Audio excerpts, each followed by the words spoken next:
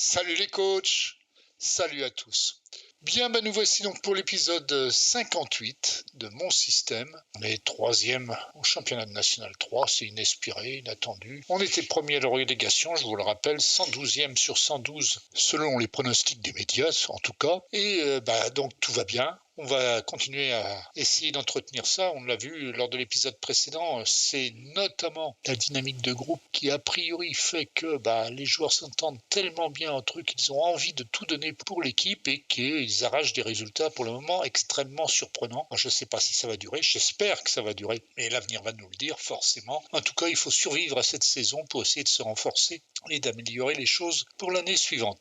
Le prochain match, c'est un match de Coupe de France, donc on le verra tout à l'heure. Ce qui nous importe en ce moment, c'est que l'équipe réserve nous a fait un gros couac. 11-3 à l'extérieur, certes. Je vous rappelle, l'équipe réserve joue en Régional 2, pas en patronage ou en district, c'est de la Régionale 2. C'est vraiment intolérable. Et qu'est-ce qu'on analyse dans l'équipe constituée ? Eh bien, on s'aperçoit que, Rich, il est ce qu'il est, Renault, Kay, Congo, à la limite aussi, Bitumban, Goy, Bobek, Carré, Régnier, Geyer, Dugast, Abderrahmane. Bon, on va considérer que ça, c'est un squelette minima, pas à niveau, mais je ne comprends rien à ce qui se passe ici. Eno, voilà, joueur novice, c'est-à-dire c'est un joueur fantôme. Il a été généré par FM 2024 pour pallier à l'absence de joueurs à ce poste. Le Garec, pareil, donc milieu gauche. Il n'y a pas de joueur milieu gauche dans l'effectif réserve. Alors, Marin, d'accord, c'est un joueur de l'équipe réserve, ok. Celui-là, on connaît. Le Fur, d'accord, ça c'est un joueur. Petit niveau local, Jiquel, joueur novice. Christophe Briand, milieu offensif droit. Alors lui, il a clairement sa place. Je ne comprends pas pourquoi on fait jouer Ngoy qui, lui, ne l'a pas, sa place. Évidemment, on peut penser que c'est de la faute de l'entraîneur adjoint qui sélectionne n'importe quoi et qui ne sélectionne que 6 remplaçants sur les 7 postes prévus, dont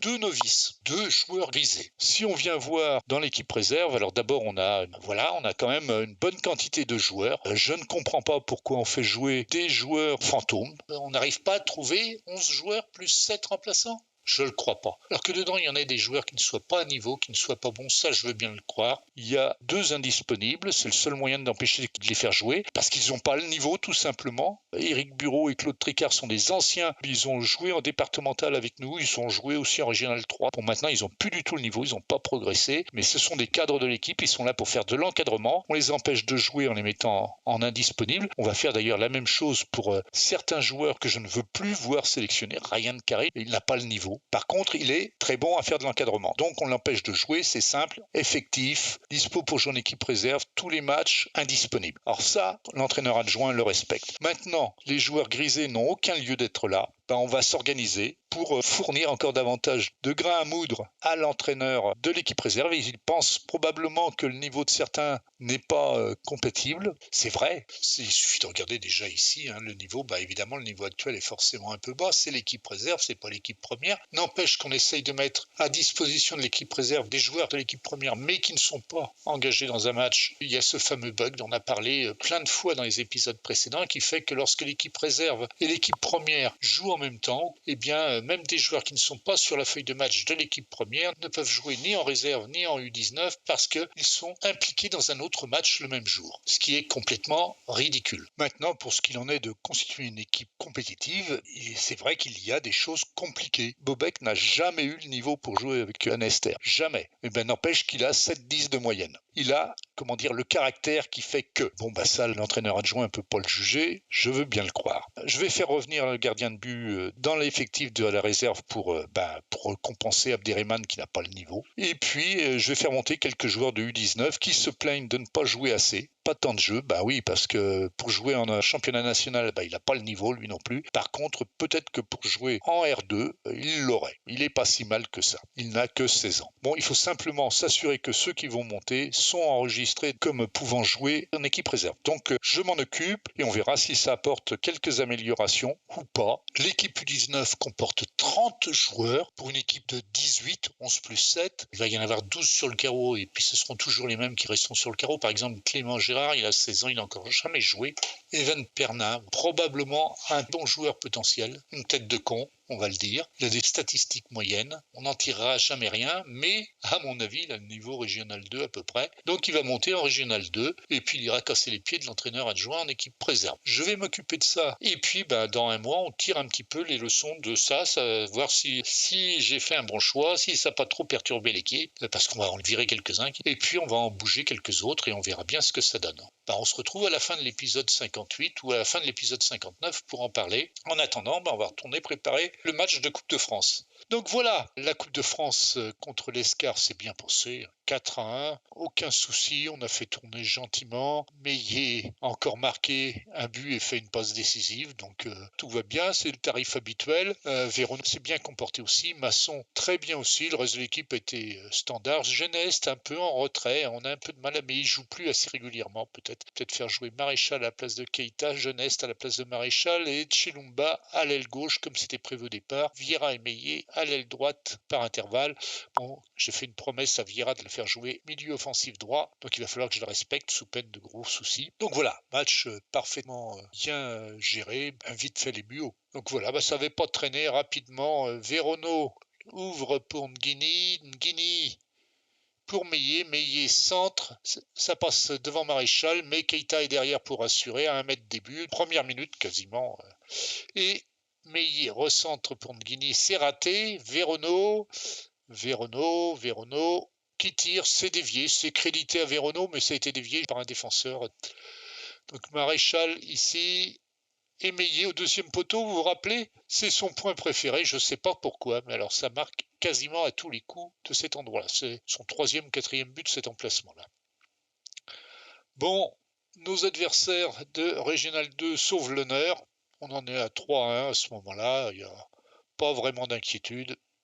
On domine largement dans le jeu et dans le score. Maréchal pour Chilumba but. Donc voilà, tout va bien, sauf que, si l'on regarde après ce match, la dynamique de groupe, elle est descendue à très bonne. Et seule différence, il y a des personnalités très contrastées au sein de l'effectif. Ça, en général, ça veut dire qu'on a mélangé des groupes qui s'entendent pas très bien entre eux. Alors c'est vrai que j'ai viré un joueur réserve qui était vraiment en dessous de tout, qui nous apportait rien. J'ai fait monter quelques U19 en réserve pour essayer d'améliorer les choses. J'ai fait descendre quelques joueurs de l'équipe première en réserve. Est-ce que c'est ça qui a gêné? En tout cas, ici, on a perdu un niveau de cohésion d'équipe. Jusqu'ici, les joueurs étaient prêts à se tuer pour se défendre les uns les autres. J'exagère à peine. Rappelez-vous, à la fin de l'épisode 57, on en parlait. Je vais vous remontrer d'ailleurs ce qu'il y avait 8 jours plus tôt, après la victoire contre Dives. Et après la catastrophe de l'équipe réserve, les joueurs semblent prêts à tout pour s'aider les uns les autres. Atmosphère au club très bonne, soutien d'entraîneur très bon. Là, brutalement, avant le match de Coupe de France, déjà, les joueurs se sont forgés une entente extrêmement forte, qu'on a baissé ici de cohésion d'équipe. Ici, on a perdu aussi,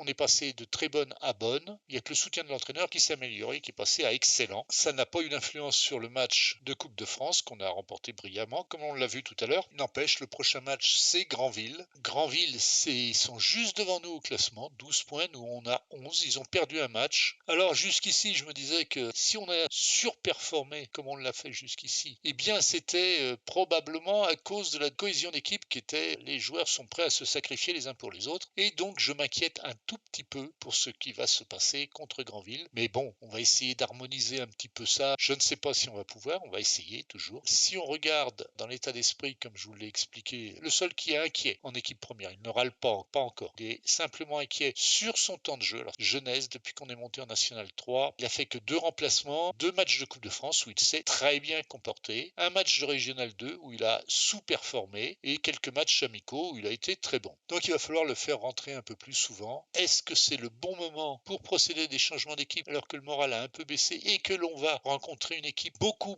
plus forte? Mais bon, elles sont toutes plus fortes que nous, mais celle-ci m'a l'air d'être un cador quand même. On va pas tarder à le savoir, on va essayer de s'entraîner correctement, on va voir ce que ça donne. On se retrouve pour le match contre Granville le même jour que les U19, donc il n'y aura pas de joueurs d'équipe première à jouer en U19. Par contre, on pourra peut-être en déverser quelques-uns en Régional 2 Bretagne. On a eu le tirage au sort de la Coupe de France. Alléluia, on est encore tombé sur une équipe présumée faible, entre guillemets. C'est une équipe de départementale. Attention, elle vient de sortir une Nationale 3. Penalty, mais quand même.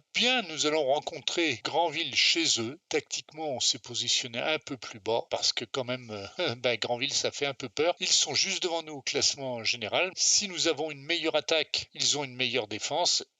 Donc, oulala, il y en a des consignes. Préparer une consigne équilibrée avec une position relativement basse. Mon adjoint n'a rien à y redire. Eh ben, c'est très bien, c'est pas souvent. On va y aller. On va tâcher de ne pas prendre une tôle. Ce serait dommage. Jusqu'ici, tout allait bien.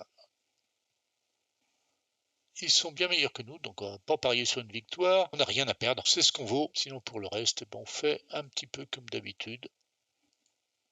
Donc allons voir ce qu'ils valent, eux. On va compléter, je les ai examinés un petit peu avant. Riblin, oui c'est ça, et ça aussi parce que c'est une plaie ce mec. Ils sont des joueurs niveau local. Oh, régional, local, c'est très étonnant. Ça fait beaucoup de consignes. Ah oui, effectivement, 5 matchs, 11 buts encaissés par Tostiva. On va serrer de près pour voir si on peut lui faire déjanter un peu. Ici, on va rester comme ça. Pour le moment, il joue sur les ailes, donc on va essayer de les ramener vers le centre. Il n'y a plus qu'à.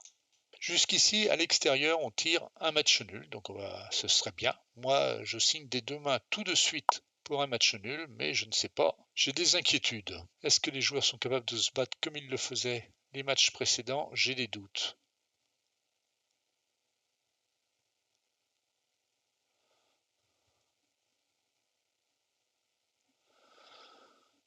Bon, pour le moment, je ne note pas de gros changements. Ça a l'air de bien se passer. Maria au centre. Nguini qui n'a pas pu se retourner. Maréchal, penalty, c'est gentil. Merci, monsieur l'arbitre. Ouais, obstruction, moi je veux bien. Un penalty pour nous, ça pouvait pas mieux démarrer. Nguini, je suis pas sûr. Hein. Bon, tranquille. Tranquille, Nguini, impeccable. 1-0 après 1 minute 30 de jeu. C'est très bien, mais je suis quand même dubitatif. On ne va pas compter que sur l'arbitre qui est pour nous fournir des pénaltys. Il va falloir qu'on joue très sérieusement maintenant et on va surveiller un peu leur positionnement parce que je vais peut-être passer en contre parce qu'ils vont être obligés de sortir un peu la tête de l'eau, si je puis dire. Pour le moment, on joue en passe courte, donc on va essayer de garder la possession, ce serait bien. Maréchal pour Nguini. Ah non, il y va tout seul dans les gants du gardien. On n'a pas la possession, pas du tout, du tout. On n'a même pas les passes. Bon, donc attention. Oh là là, Vérono. Oui, tu m'as fait peur. Heureusement que tu te bats. C'est bien. Bien, Maréchal. Mais sa botte, il envoie n'importe où derrière. Bon, on ne va pas péter un câble d'entrée à chaque fois qu'il y a une mauvaise passe. Sans ça, mon cœur ne va pas supporter. Pour le moment, il ne se passe pas grand-chose, sauf que on est largement dominé. On n'a pas le ballon et pourtant on est en passe courte. On devrait être... Oh là là! Ouh là là là là là là! Il y avait hors-jeu. Bon, sauvé par le poteau, mais il y avait hors-jeu de toute façon. Les clubs qui montent de R1 sont plutôt à l'honneur. Ouh là là, il est rentré. Ah bah oui, il est rentré dans la surface. Il a évité Castet assez facilement. Et Romain fait une faute de main. Il faut qu'on serre les boulons. Il était sur le ballon, mais il ne peut pas l'arrêter. Dommage. Bon, il faut absolument qu'on récupère un peu de possession de balle là, parce que ça va devenir vite catastrophique. À part notre penalty, on n'a pas fait grand-chose. Presser le gardien, ça n'a servi à rien parce qu'il est à 100% de ses passes réussies. On ne touche pas le ballon, mais il y a une grosse différence de capacité entre eux et nous. Il va falloir trouver des solutions. Oui, si on ne monte pas plus, on va pas aller... Est-ce qu'on est capable de tenir un but partout? C'est la grande question. Moi, je vais dire, il faut qu'on garde davantage le ballon en seconde période. Bah oui, ça me semble assez clair. Maria est pas terrible, Meillet, il fait de son mieux. On va attendre un petit peu, mais on va faire forcément tourner. Le bon côté des choses, c'est qu'on n'est pas trop fatigué. Le mauvais côté, c'est que eux non plus. Tout ce qu'on peut dire qui nous satisfait, c'est qu'ils ont une note aujourd'hui qui est inférieure à leur note moyenne, sauf le gardien de but. Ça veut dire qu'on les fait déjouer un petit peu quand même. Bon. On va leur dire pas de pression. Calmez-vous les gars. Pour le moment, c'est bien.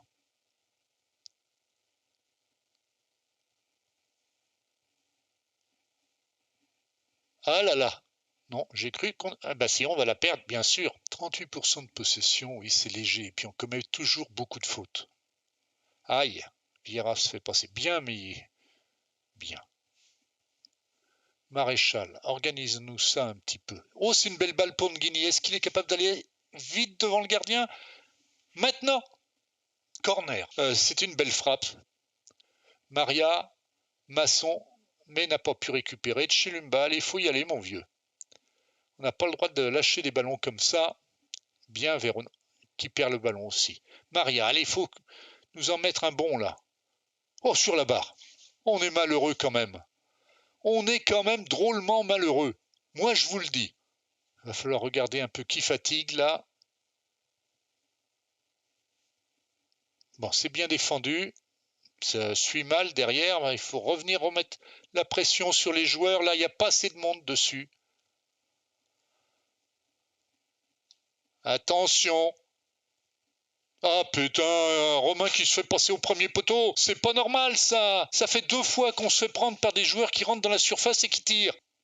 Bon, eh ben, il est temps de faire des changements. Il n'y a pas le choix, on est à la 60e minute et il faut que ça fasse mieux que ça parce que là, c'est pas bon. Maria est pas à la hauteur, donc on va faire rentrer Jeunesse. Meillet, c'est à peine mieux. C'était notre sauveur jusqu'ici, ben, c'est raté pour le moment. Faire monter Vieira à la place de Meillet. Castet va prendre la place de Vieira. Forveille en défense centrale. Et là, bien, on va reprendre notre position habituelle. Maréchal est en 9,5. Et je vais faire rentrer Keita à la place de Chilumba. Pas si mal que ça. Bon, on va mettre du 109 dans Renard des surfaces. Allez. Ils ont l'air motivés et inspirés. Eh ben tant mieux. Bon, on n'a rien à perdre. On va essayer de.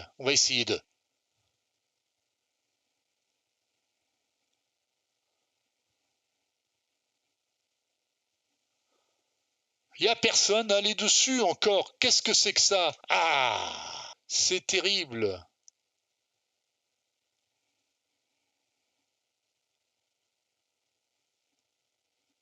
Bon, il faut qu'on fasse quelque chose. Il reste une petite demi-heure.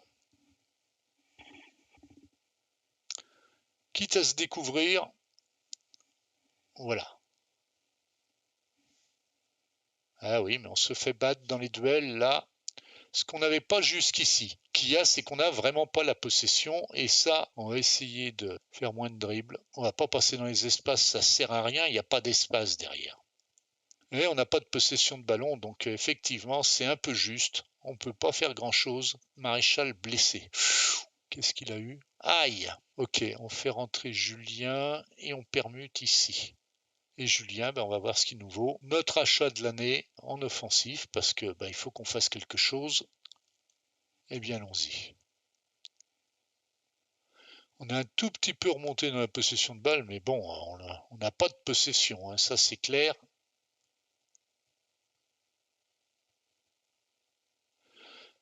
Ce qu'il nous faudrait, ben, on a eu un pénalty, ce qu'il nous faudrait, c'est un bon coup franc maintenant. Allez, mets la balle! Ah, il n'a pas donné. Il y avait une ouverture devant. Il était parti, Nguini, mais il l'a pas. Ah non, non, non, Vérono, non, pas de 30 mètres.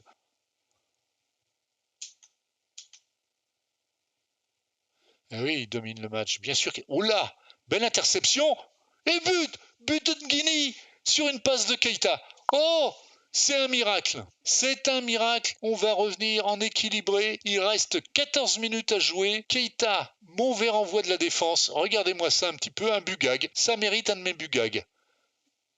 Belle intervention de Nguini, pour Keita qui lui remet. Eh ben, c'est un vrai bonheur quand ça tourne comme ça. Bon, ben maintenant, il faut pas en prendre un autre. Alors là, j'en reviens pas. On a réussi un coup d'enfer. Alors il faut tenir, il reste 15 minutes. J'ai un remplacement à faire. Vérono est cuit. Il reste 10 minutes. Eh bien, qui vais-je mettre là? Je n'ai personne à faire jouer à cette place-là. Ça, c'est bien embêtant. Alors on va essayer quelque chose qu'on n'a jamais fait. On va mettre Masson là, Chabot, petit jeune là, et on va glisser Masson ici. Julien va revenir ici. On va défendre le match nul. Vieira ici aussi. On va jouer sur des structures qu'on n'a pas l'habitude de jouer. Ce serait bien de garder ce score. On est passé en prudent. Allez les gars, battez-vous comme vous vous êtes battus jusqu'ici et ça ira bien. Ah, ils sont venus au pressing. On récupère moins de ballons en tout cas que dans les matchs précédents. Buisson, tu t'es encore fait passer. C'est bien, cette fois-ci Romain a bien couvert son premier poteau. Eh oui, corner à la rémoise. Attention, on est en danger sur chaque action. C'est stressant ces fins de match. Je ne sais pas ce que vous en pensez. Allez, c'est bien. Tranquille, tranquille, tranquille, tranquille. On est passé en mode prudent, donc voilà. Pas de cagade surtout. Des bonnes balles. Oh là là là là. Oh là là là là là là là là. Ouf. C'est pas possible. Mon cardiologue va encore me faire une scène. Allez, on est à la 86e minute, donc on revient sur les instructions. On va bétonner. Donc les passes ultra courtes, un peu plus lents, gagner du temps. Ils vont être obligés de sortir s'ils veulent gagner. Donc en transition, Romain, tu vas essayer de nous balancer des grands ballons sur l'attaquant pivot. Restez plus bas. 2 minutes. Et on est au corner. Geneste, Masson? Non. Non, non, c'est Chabot qui y est, mais ça marche moins bien. Allez, faut y aller. Encore. Ça va sortir. Oh là, il la met en corner, le gardien. Ils ont fait déjà une grosse gaffe tout à l'heure. Ils vont pas recommencer, si, ce serait trop beau.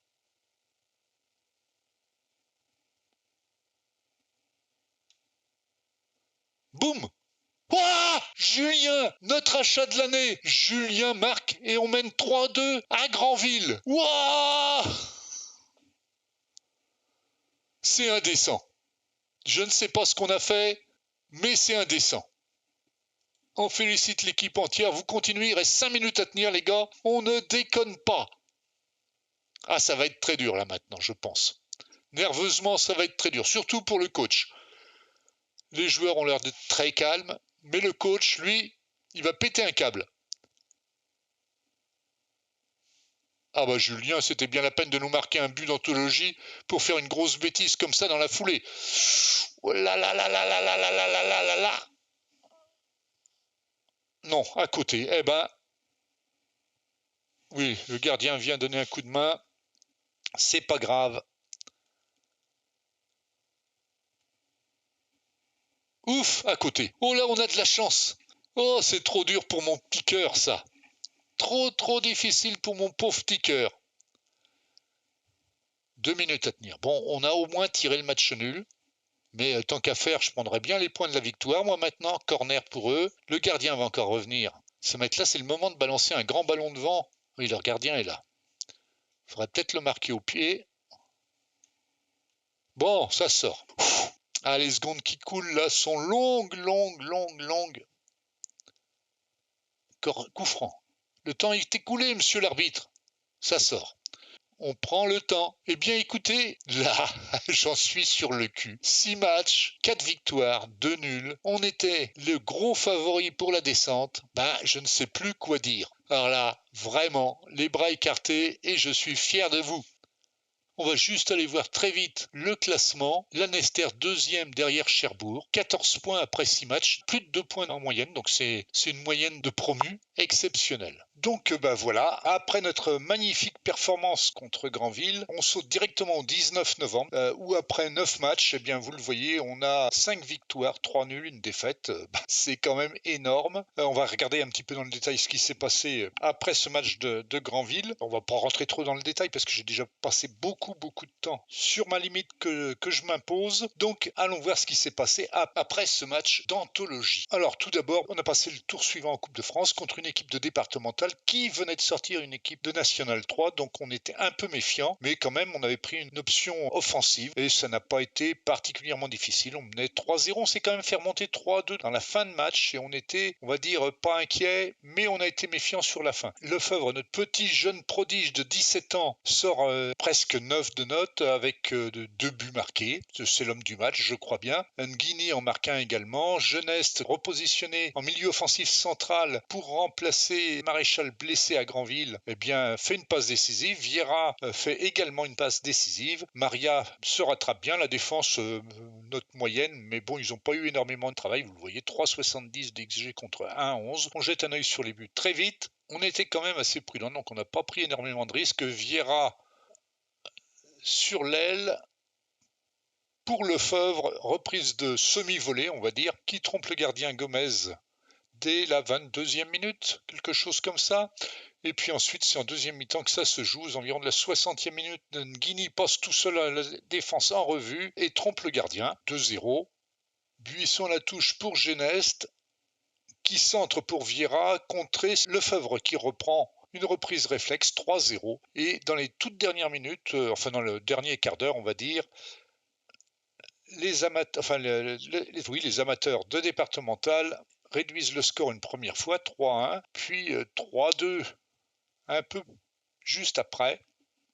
donc à la 84e minute de mémoire. Défaut d'agressivité de toute l'équipe, c'est ce que je pressentais, et je vous le disais en début de cette vidéo, la baisse de dynamique nous coûte relativement cher en présence dans le match. Bon, beaucoup moins d'agressivité, beaucoup moins de joueurs qui se suppléent les uns les autres. C'est la cohésion d'équipe, elle est très bonne, mais le niveau au-dessus, c'est excellent, et excellent, c'est pas facile. On l'a gardé pendant un mois, ça nous a fait du bien. Maintenant, il faudrait le retrouver, c'est pas simple du tout. L'atmosphère au club est toujours bonne. Bon, on continue donc sur ce qui s'est passé ensuite. Après le match de Coupe de France, on se rendait à Fougères. Et bien, à Fougères, notre première défaite, on a été, alors j'allais dire inexistant. Oui, on a été inexistant sur le terrain. 5-3, c'est quand même un score de baby-foot pratiquement. On subit surtout beaucoup, 12 tirs cadrés de la part de Fougères. Nous, on n'en cadre que 6. Ils ont tiré 25 fois au but. La défense et le milieu défensif manque d'agressivité, donc les notes, voilà. Et bien, on était dans une position semi-défensive. On aurait peut-être dû se réveiller un peu et contrer. On a été mené 3-0. Maréchal, Nguini et Meillet font un bon match. Le reste de l'équipe, décevant. On ne regarde même pas les buts, ça n'en vaut pas la peine.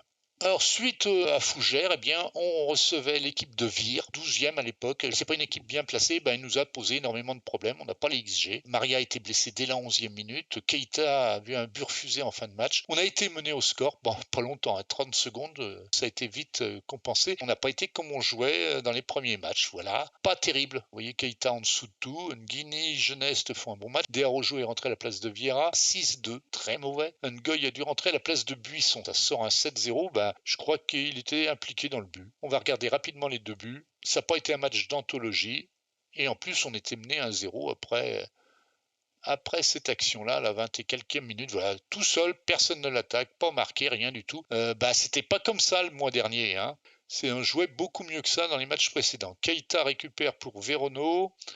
Verono, Nguini, qui de 25 mètres quasiment tire, poteau rentrant. Pour une fois, on a un peu de chance, ça fait but. Mais c'est pas un bon match. On voit bien, l'équipe n'est plus ce qu'elle a été. C'est difficile de se maintenir au top de l'agressivité comme on l'a été pendant quelques temps. Et là, on est moins bien. Alors, la semaine d'après, on se rendait à Tréguinque. On gagne chez eux 2-0. On a un semblant de retour de mieux, on va dire. On a 2,70 de XG contre 1,26. On a été un peu mieux dans à peu près toutes les lignes, encore que Masson fait encore un petit match. Enfin, il est dans tous les matchs, donc il doit commencer à fatiguer. Il va falloir penser à le remplacer à un moment ou à l'autre, le faire tourner un petit peu lui aussi. Vieira joue en permanence quasiment en milieu offensif droit, puisque je lui ai fait une promesse. Et malgré tout, il est mécontent parce que ça ne lui plaît pas ce poste-là. Alors, je comprends pas bien. C'est pourtant en tant que APE, il voulait jouer en tant qu'attaquant pivot excentré. C'est à ce poste-là qu'il joue et il est toujours mécontent. Et il trouve qu'il ne reste plus beaucoup de temps pour que ça s'améliore. Donc, à un moment ou l'autre, la situation va être compliquée avec Vieira. On gagne donc 2-0. Trop rien à dire. C'était long à se décider et à se dessiner. But à la 67e minute de Maréchal et à la 68e de Nguini, ce qui a clos le problème, mais c'était un peu difficile. Ensuite, à cela, on jouait Coupe de France contre la Tessoile, 6e en Régional 1. On a eu un mal de chien à les battre. C'était le 7e tour, 1-1, et on gagne au pénalty. On jouait à domicile, en plus, on a été mené au score pendant 50 minutes et on égalise qu'en fin de match. On ne va pas regarder les buts inintéressants, ni les pénaltys. Romain arrête le 5e pénalty d'adverse, ou plutôt on lui tire directement dessus, donc coup de chance. On s'en sort hyper bien. Et c'est tant mieux, parce qu'on en avait bien besoin de l'argent de la Coupe de France et ça suffit pas, il en faudra encore. Et voilà où on en est. Donc en Coupe de France, on a une veine de cocu. Est-ce que c'est de la veine ou pas? Le 8e tour de la Coupe de France, on joue à domicile contre le Geldar, qui est une équipe de la Guadeloupe. Alors voilà, les équipes comme ça, ce sont que des joueurs grisés. Donc je vous le dis, ça va pas être la fête parce que ces joueurs grisés là ont en général tous de très grosses notes. Par contre, ils ont une personnalité et un rapport avec les médias en dessous de tout en général. Donc il va falloir tenir le coup sur le terrain et puis ensuite essayer de profiter de faiblesses de l'adversaire pour gagner ce match, mais ce ne sera pas gagné loin de là. Par contre, ce sera intéressant si on le gagne parce qu'au niveau financier, ça commence à rapporter un peu d'argent. Bon, voilà, la suite on verra tout ça dans l'épisode 59. Rouen le 24 novembre, Cherbourg ensuite à l'extérieur, la Coupe de France le 9 décembre et dans les mêmes moments, les prévisions des Eugène. Bon, après on finira par Saint-Malo et Redon l'année 2029, ce qui ne sera pas une promenade de santé non plus. On est deuxième. On va rencontrer Cherbourg premier, Saint-Malo troisième et Redon sixième. Donc fin d'année tumultueuse et houleuse. On va faire de notre mieux, comme toujours. On va essayer de renverser des montagnes. On parlera des progrès ou pas de l'équipe réserve dans l'épisode 59. En attendant, je vous dis à tous, chers amis coachs, à bientôt. Amusez-vous bien, prenez du plaisir. Salut! Si vous avez aimé cette vidéo, un petit pouce en l'air, ça me fera plaisir. N'oubliez pas de vous abonner, vous serez ainsi informé de la sortie des prochains épisodes.